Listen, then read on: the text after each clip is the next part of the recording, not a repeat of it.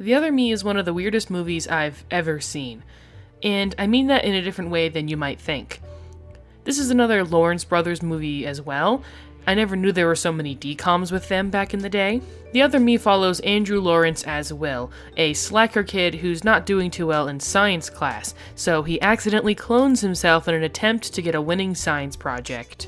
We get to watch as Tui, as they call him, I'm not fucking kidding, as he learns about life and all of its different assets. Will then sends his clone to school and other events he doesn't want to go to, leading to people commenting on his apparent shift in personality, which they seem to like a whole lot better than how he was before.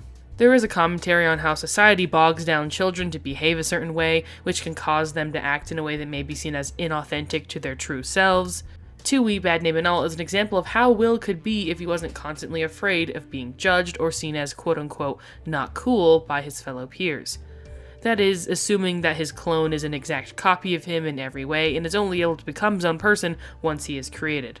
I mean, the motherfucker learns how to speak English by watching TV while locked in a closet. I don't really know how he's functioning so well in society. Will gets jealous of how his clone is able to be much more popular at school without him even trying, when all he did was try to be cool and still ends up coming up short. So the message of this movie, along with many other DCOMs, is be yourself. They just copied this from Stepsister from Planet Weird. These literally came out so close to each other. I cannot believe they were able to do that. Also, like many other DCOMs, there's a random scientist B-plot in here as well. I mean, I get that there has to be an explanation as to why Will was able to make a clone of himself from an everyday box of sea monkeys, with the reason being that his box happened to get the clonability goop all over it before it got shipped out.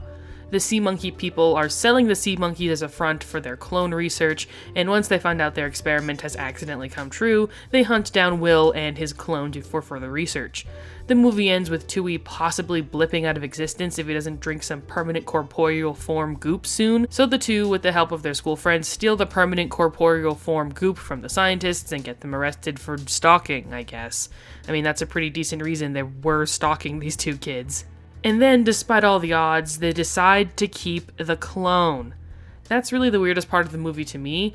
I mean, I understand they wouldn't kill him or send him off to New York or anything, but still, what a wild movie and what a wild ending. Either way, The Other Me is a bizarre movie beyond what I thought it was going to be. I honestly have no idea where it would be in the ranking. I've kind of convinced myself that it's actually kind of good over time. It's a good drinking movie if you can find a copy of it, because it's not on Disney Plus anymore. Maybe it'll be close to that Alien Stepsister movie in the rankings, since those two are both equally wacky and low-key have the same plot. Since both are equally wacky, yet still kind of boring at the same time.